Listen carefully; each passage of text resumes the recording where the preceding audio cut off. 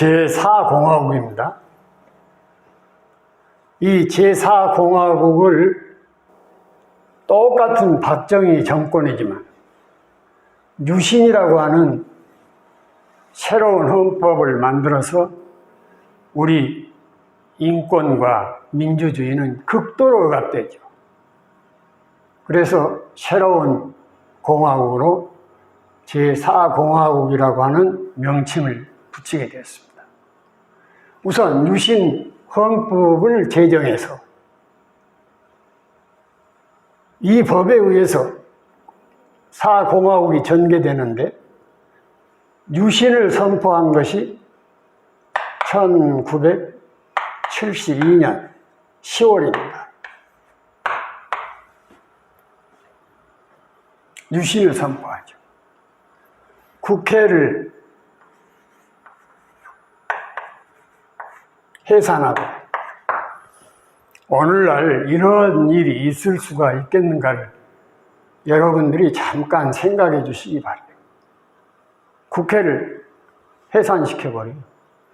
그리고 국무회의에서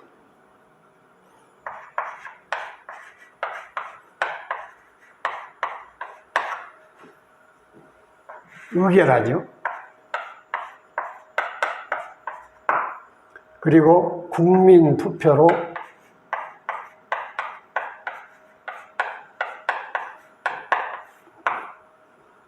유신 헌법이 확정됩니다. 이와 같이 해서 유신 헌법이 탄생하게 되는 것입니다. 그 내용은 뭐냐? 통일 주체 국민회의라고 하는 기구를 설치하여 여기에서 대통령을 뽑는다는 것입니다. 이제 국민이 선출하는 대통령의 선거제도는 없어진 것입니다. 그래서 체육관에서 통일 주체 국민회의의 대의원들이 대통령을 뽑는 것입니다. 아주 불행한 역사가 시작된 것이죠. 그래서 8대 대통령 선거에서 박정희는 99.92% 이런 절대 다수가 박정희를 대통령으로 선출했었죠. 이게 무슨 선거냐고요.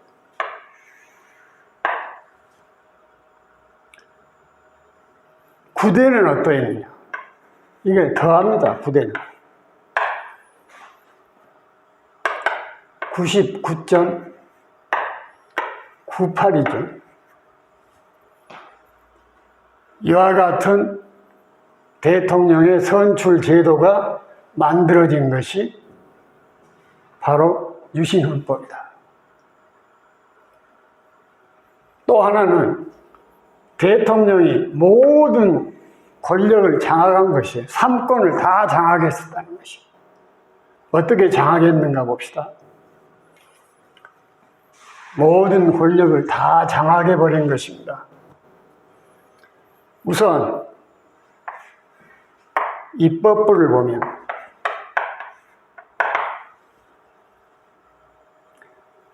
(3분의 1을) 대통령이 임명한다는 것입니다. 그러니까 국회의원도 3분의 1을 대통령이 임명하는 것입니다. 이때 대통령이 임명한 국회의원을 유정회라고 했었죠. 유정회. 그리고 사법권을 장악합니다. 대통령이 법관 추천권을 갖게 되었습니다.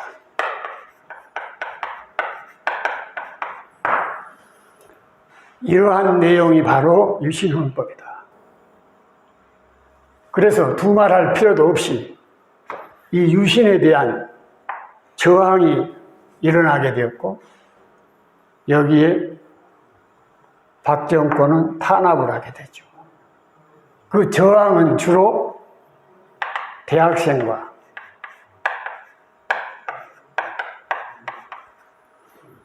제야 세력, 종교단체를 중심으로 해서 저항을 하게 됐었죠. 그러나 박정희 정권은 노동 3권을 제한하고 언론을 탄압했으며 긴급 조치권을 발동해서 힘으로 이와 같은 국민의 저항을 누르려고 했었죠. 이 언론 탄압은 그 후에, 즉 5공화국 전두환 정권 때 들어와서는 언론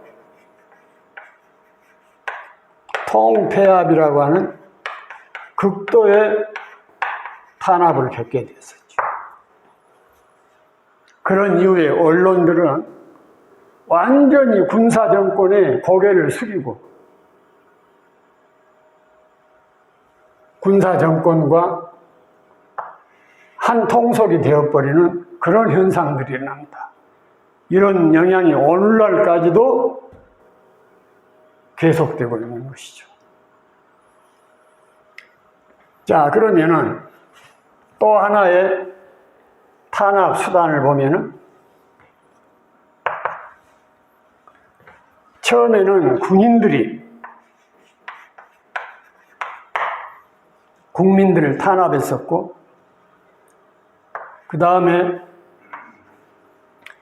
중앙정보부라고 하는 기구를 설치해서 이곳을 중심으로 해서 국민을 탄압하죠. 그리고 검찰을 동원해서 국민을 탄압했던 것입니다. 이 중앙정보부는 그 후에 여러 차례 명칭이 바꿔지죠. 명칭이 바꿔지면 항상 이 기구가 정당한 기구가 아니었음을 우리는 알아야 됩니다. 그래서 인상이 안 좋으니까 안전기획부로, 그 다음에는 국가정보원으로 이렇게 바꿔져서 오늘날 국정원이라고 하는 이름으로 전해지고 있죠. 그러면 중앙정보부에서는 어떻느냐? 민주화 운동 세력을 수사하고 고문을 가하고 범죄를 만들어냅니다. 소위 날조한다는 것이죠. 검찰도 마찬가지. 군사정권의 하수인이 되어가지고 민주화 운동 세력들을 탄압했던 것이에요. 거기에다가 검찰은 기소를 독점하는 막강한 권력을 갖게 됩니다. 여기에 반개 세력이 뭐냐? 이 군사 독재 협력에 있었던 반개 기구가 재벌과 언론이었습니다.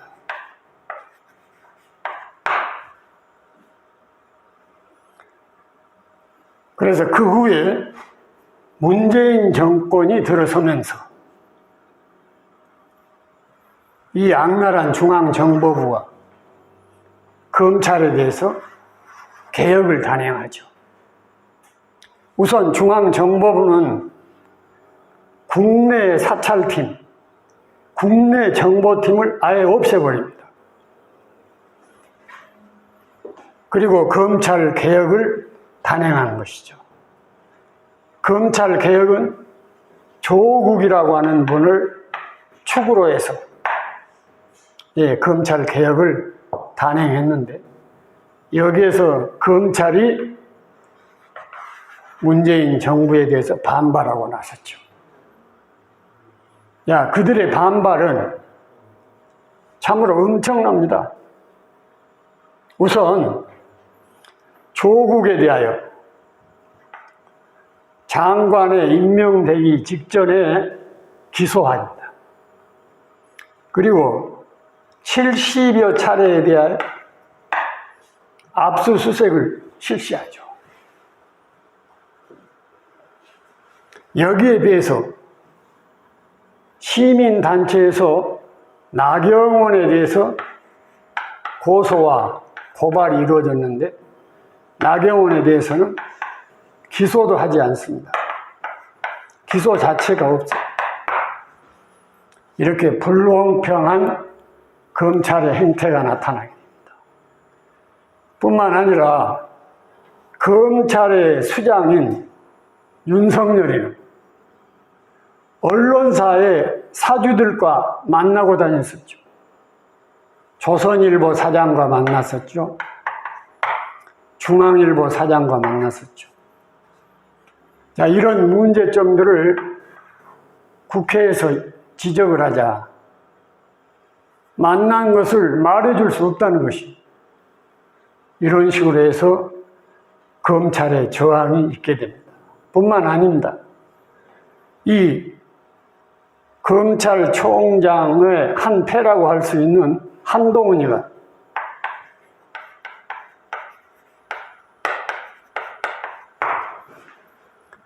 채널A 기자와 2달 동안에 걸쳐 약 300여 차례의 통화를 했어요. 소위 말하는 검언유착입니다. 그래서 이 검언유착 관계를 수사하는 정진우 검사,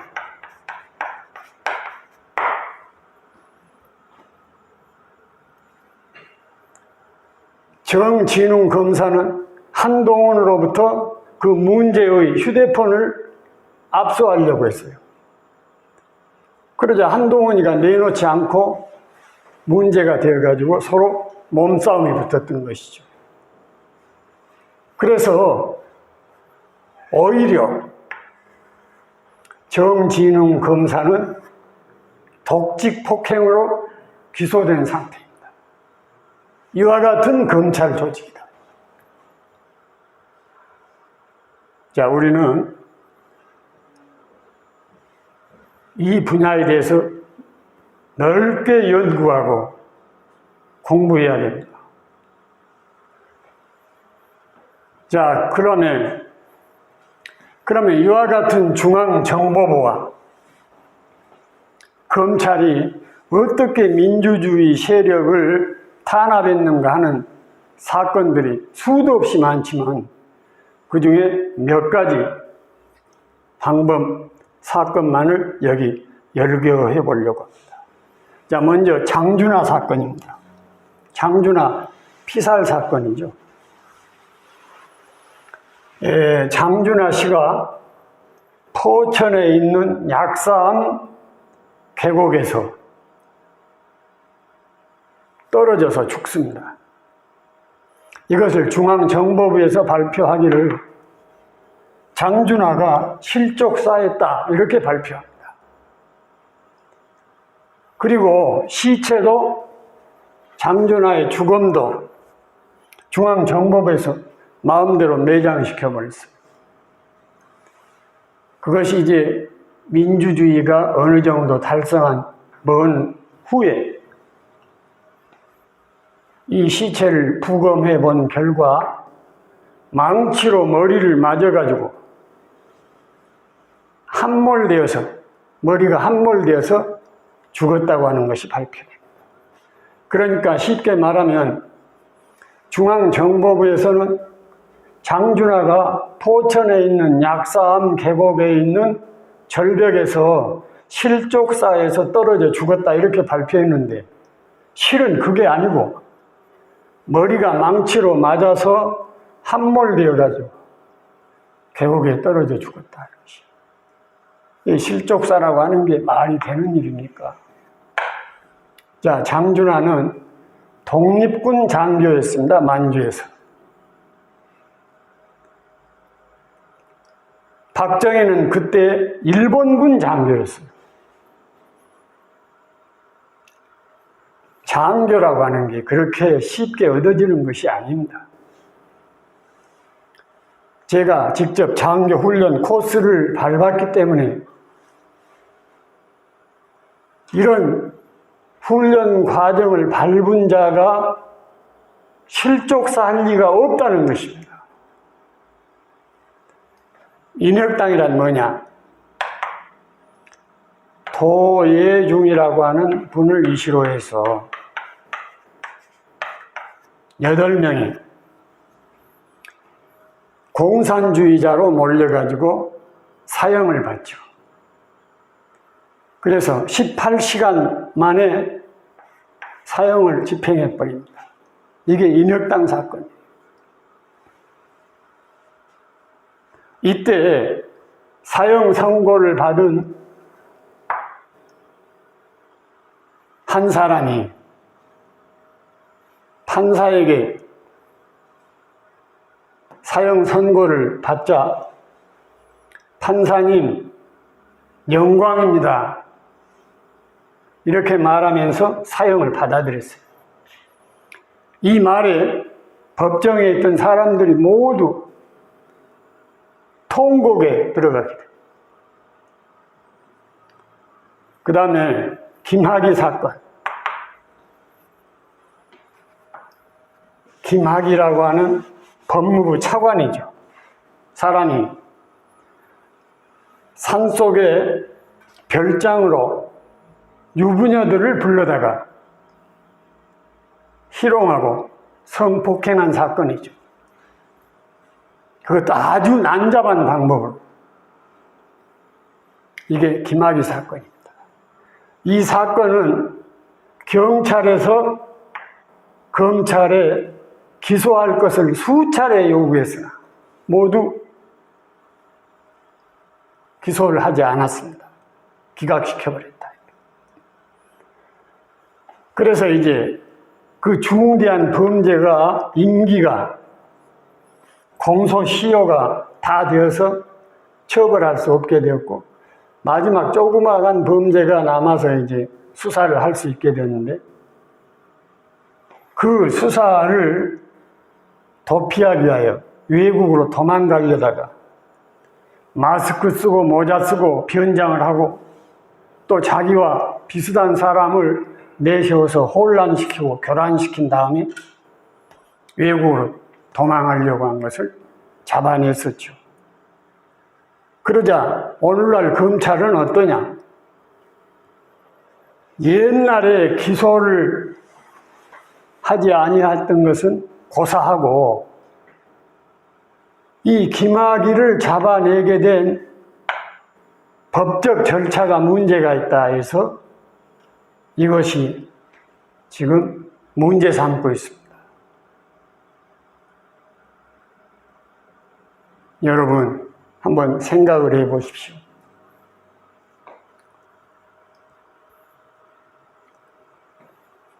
이런 검찰이 어디 있습니까?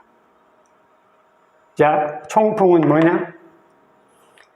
김영삼 대통령 다음에 대통령 후보자가 된 사람이 이회창이었어요. 그때 이회창은 북한에 손을 내밀어 남한 쪽으로 총격을 가해달라. 왜? 전쟁 공포를 일으켜서 자기가 표를 얻으려고 하는 그런 수단이었던 것입니다. 이런 사건을 일으킨 세력이 민주공화당에서 시작된 아까 여러 차례 이름이 바꿔진 것을 내가 소개했습니다만 그래서 문재인 정권은 지금 정권에 들어와 가지고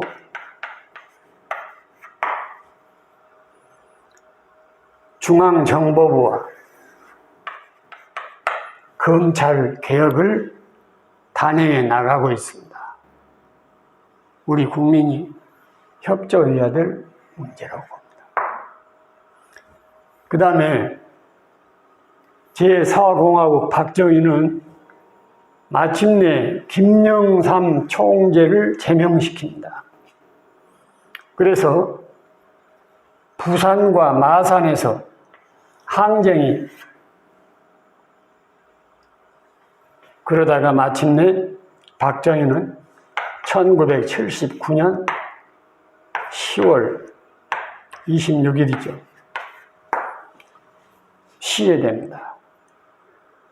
박정희 가장 측근이라고 할 수 있는 중앙정보부장 김재규에 의해서 피살된 것입니다. 이와 같이 박정희는 수차례에 걸쳐서 국민하고 약속했었던 내용들을 지키지 아니하고 권력을 끝까지 움켜쥐고 있다가 이런 불행한 사건을 당한 것입니다. 뿐만이 아니죠. 부인은 그보다 먼저 역시 피살되었었죠. 자, 그의 딸은 어떻습니까? 탄핵을 받아서 지금 감옥에 들어앉아 있습니다. 그의 아들은 박지만 군은 마약으로 문제를 일으키고 있죠. 이 가족의 불행이 결코 원인이 없는 불행이 아니라는 것입니다. 나는 그것을 여러분들에게 말씀드리고 싶습니다. 다음 시간은 제5공화국에 대해서 공부하도록 하겠습니다.